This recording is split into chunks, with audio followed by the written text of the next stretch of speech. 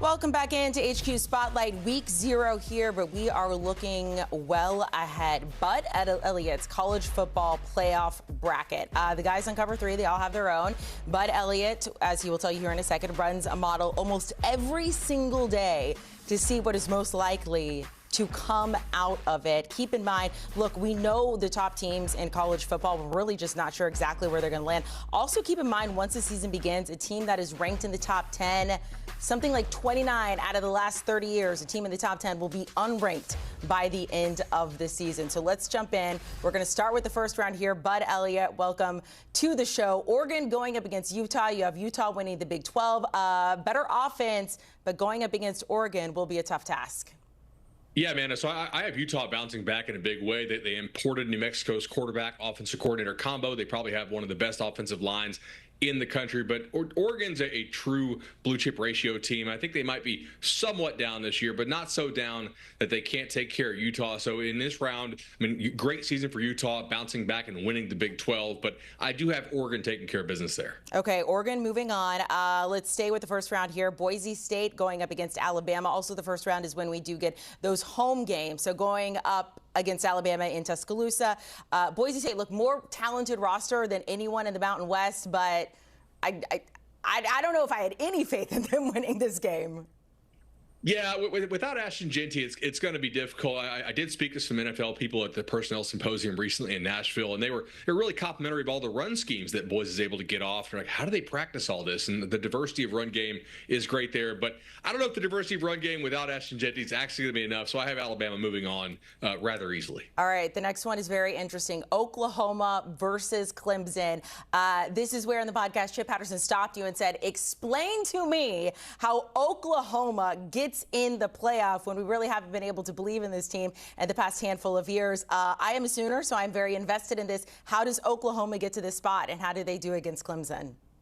Sure. So first, John Mateer plays up to expectation. I think there's some concern that maybe his best games were against more Mountain West competition and not against some of the Big 12 competition that Washington State faced last year. I think there's some real belief in this, though, right? They do bring over Ben Arbuckle, who was a great offensive coordinator and his play caller for Washington State. Importantly this year, Oklahoma's going to try having their best receivers on the field and not on the bench or in the training table. So not in a boot, not on a scooter, not in a wheelchair. We're going to be on the field this year. It's a new thing in Norman. I think it actually really might work with John Mateer. We know the defense is pretty salty. If Venables can kind of evolve into more of a head coach and maybe less of like a Will Muschamp style DC parading as a head coach, I think Oklahoma actually has great upside. And sometimes when I run the model, they miss a bowl. In this output, they made the playoffs. It's like, wow, they're really clicking kind of that 90th percentile projection here. And if they're doing that, I think Venables goes into Clemson and beats his old boss, Dabo Swinney. That is not what I expected to hear. I want you to know, like, this is being revealed to me. What about Clemson, though, in the ACC? I mean, do they just run the table there? Most of the time they do. Occasionally Miami rises up. Maybe some of the Miami receivers that the model has questions about play above expectation. Clemson's got so much NFL draft talent. They did still manage to lose 4 games last year and lost to basically every good team they played with the exception of SMU there in the ACC championship game. So I would like to see Clemson kind of not lose 4 games if you have that big of a talent advantage, as the NFL scouts say. But they're a pretty safe bet to win the conference. Okay, win the conference. But according to this model, Oklahoma moving on against Clemson in the first round. Let's continue here. Miami at Notre Dame. Notre Dame, of course, runner-up to the national championship last season. So Miami actually beat them in the regular season in this iteration of the model, and they have to go to South Bend because they screwed around and lost some conference games, which I'm like, hey, the model's really onto something here. That's kind of what Miami does. And so Notre Dame gets revenge on them in South Bend. Notre Dame will get Charles Jagasaw back, their left tackle, who got injured in that ATV accident, so he'll be back in the lineup for this one. I'm sure they'll have quarterback fully settled. They did announce CJ Carr as the starter today, which is a little bit of surprise to people who had been seeing fall camp. I thought maybe Menchie was going to edge him out for that job. We'll see if Carr can hold on to the position for the entire season. All right, let's move on to the quarterfinals here. Let's take a look at the teams that you have moving on. So we get Oregon going up against Georgia, Alabama, Penn State. How about those last two, though? Oklahoma, Texas, Notre Dame, Ohio State. Big implications with both of those as repeats of earlier in the season or last season. Let's start, though, with Oregon going up against Georgia. Who comes out on top? Well, TV networks, clearly, because all 4 of these matchups are just straight bangers. But I do have Georgia winning. I like Georgia's veteran secondary against an Oregon receiving corps that is just very, very young. DeCorian Moore, our #1 receiver in the country for 24/7 Sports, stud 5-star, should instantly be Oregon's best receiver. And that's both good and bad. Like, it's good that you're hitting on that 5-star. It's good that the early returns are what they are. Also, do you want a freshman to be your best receiver? Ohio State didn't mind it last year because Jeremiah was that good. Ditto Alabama with Ryan Williams. But I do have some questions about the Oregon receiving corps overall, so I have Georgia advancing. All right, next one here. This is really interesting. Alabama versus Penn State, two teams that a lot of people think could potentially make the national championship. Here we find them in the quarterfinals. This one was surprising. Alabama actually came out on top. I didn't really expect that. And in this iteration of the model, Bama just, I think, is hitting their ceiling quite often in this model run. So I liked what I saw there. Obviously, you have multiple receivers stepping up in addition to Williams, and a very veteran defense playing to its talent level. We find the Red River rivalry. I can kind of say it a little well. Red River rivalry. Texas versus Oklahoma in the quarterfinals. Getting that game twice in one season. It feels like we're back in the Big 12 again. How does this turn out? Yeah, Amanda, I'm sorry. This is where the run ends. The model had Arch Manning advancing here, although it was a close one. I think it was like a 10-point game, so close until the end.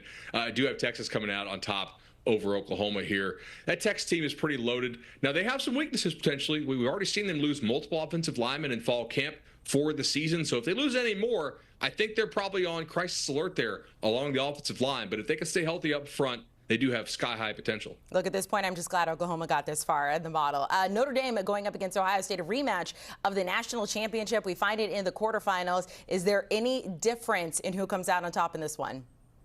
I don't think so. Jeremiah is just Jeremiah. He's just that damn good. I don't like when the model bets against this kid. We'll see if they end up winning it all again. But he's just so different. It's really not fair that he has to play 2 more years of college football, to be honest. I think he would be a top 15, top 20 receiver in the NFL right now. Julian Sayin did win the job as expected for Ohio State. So that's probably a good sign that they were not a team that was super active in the portal, which probably indicates, if you want to kind of go off market factors and market input, if they're not in the portal, they probably like what they have in-house. Good thing that Sayin won the job. I think the passing game for Ohio State will be pretty nasty. Let's go to the semis, and we are starting to get a little chalky here. All SEC except Ohio State, Georgia, Alabama, Texas, Ohio State. Remember, Texas and Ohio State are facing each other in the very first game of the season for each of those teams. Let's start at the top. Georgia, Alabama. Who moves on to the national championship? I have Bama taking down Georgia here again, which, of course, Georgia fans will be super happy about because they can't ever seem to beat Alabama. Interesting you bring this up. So sometimes when the model runs, I get like 2 or 3 SEC teams in. Sometimes I get 5. It kind of depends on how good are Florida, Oklahoma, Auburn, South Carolina, and LSU. If those teams rise up, you're going to see a lot more losses for those top SEC teams. But if they're not quite as good as expected, you may have 3 SEC teams like Texas, Georgia, and Alabama with a 0 or a 1 in the loss column.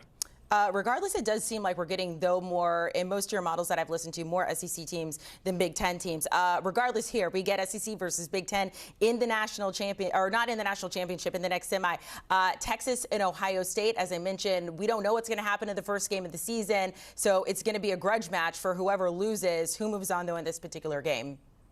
I have Ohio State taking them down here. I was like, wow, okay, Arch Manning goes down. Ohio State again with that passing attack, with a defense that should still be pretty darn good. Another rematch from the regular season matchup that we have here to open the year. I have the Big Ten team, Ohio State, advancing. Let's move on to the national championship. According to this bracket, Alabama fans, get excited. You are returning to the Natty, as is Ohio State, our reigning national champions. These two teams have only played each other 4 times in history. The last time was in 2021. Alabama won that game handedly, 52-24. If this is the national championship, who wins it? This time, the model picked Alabama, probably not by 32 points, like you mentioned the last time. I think interestingly here, Amanda, these are the top 2 blue chip ratio teams. And as we increasingly see all these 24 and 25-year-olds that were playing college football because the bonus year that they got awarded due to the lost COVID season, I think you're going to see the recruiting rankings start to matter more. They're still pretty predictive. And these guys who are 18, 19, 20 are not having to fight against 24, 25. They're having to fight against like 23, 24-year-olds. And that extra year of maturity and development makes it a little bit easier to win jobs. And I think that's kind of what the model's seeing here. It is, but it is nice. We're starting to kind of get back to that college age versus, all of those COVID students that were like in their mid-20s by the time they were graduating. Bud, we appreciate it. Bud Elliott, part of the Cover 3 podcast. Latest episodes there, Big Ten win totals, SEC win totals, and the Michigan sign stealing controversy and penalties. Also the latest camp buzz as well.